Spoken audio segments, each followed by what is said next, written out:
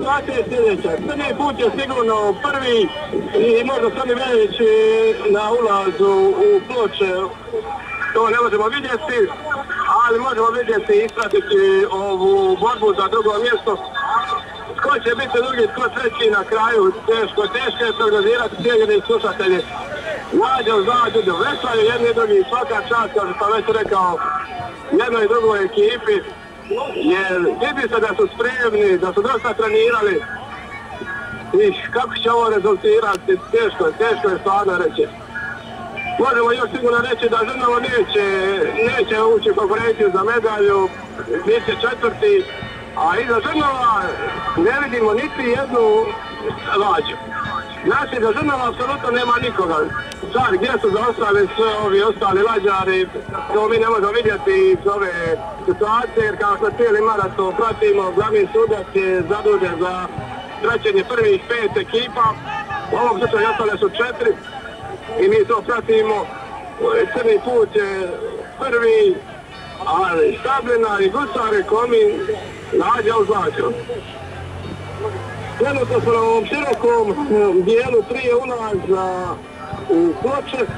Evo vidimo već sada da na ulazu u Ploče ima ljudi, navijača koji čekaju Lađe da ih pozdrave.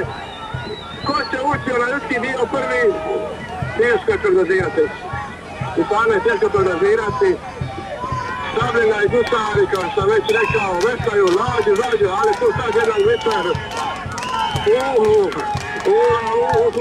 Ulazi gdje mu nije mjesto, evo, glavni sudac je uzeo megafon, evo, možda ga čujete, gdje ih opominje, jer stvarno ne znamo zašto su ovi napravili taj manevar i prešli ovdje pored Lađa, Stabljine i Gusara Komina.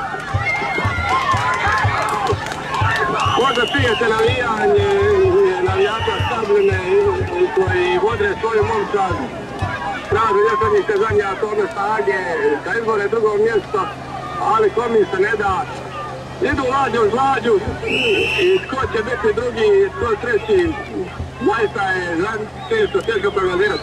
Vjerujem da će biti još pokušaja pretjecanja kad se prođu ova dva mosta u Pločama, odnosno izaći na taj širi dio i sred rive u Pločama do samog cilja u ciljoj ravnini, da će biti još koji pokušaj pretjecanja. Ko će ući sad u ovaj uski dio na ulazu u Ploče, prvi vidjet ćemo za par trenutaka. Trenutno su Gusari i Stabljina izjednačeni.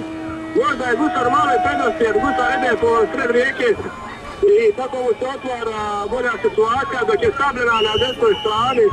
I vidjet ćemo kako će li uspjeti, hoće li se uspjeti ugurati ispred Gusara. Trenutno su Lađa uz Lađu. Žrnovo je još malo posustalo, ne mogu više, izdušili su, bit će četvrti, Crni put prvi, Žrnovo četvrti. To je za sada sigurno. Ko će biti drugi i treći, to je teško prognozirati. Evo, glavni sudac upozorava jednu drugu ekipu, Gusara i Stabljine da veslaju. Evo, čak su se uhvatile skupa za ruke. Stabljina i Gusari su se uhvatili za ruke. Evo, možda čest ovaj tjesak. Odlučili se izgleda skupa ući u cilj. Vidjet ćemo, evo, dogovaraju se tu. I najvjerojatnije će skupi ući u cilj.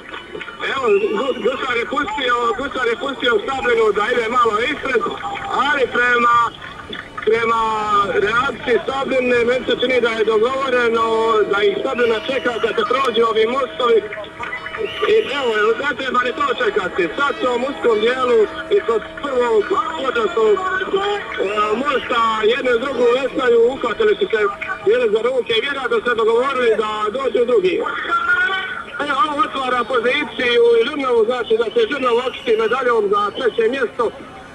Ali vidjet ćemo hoće li to zaista biti tako, ali prema reakcijama Gusara i Stabljine vjerojatno je dogovoreno da skupa uđu u cilj i da podijele to drugo mjesto.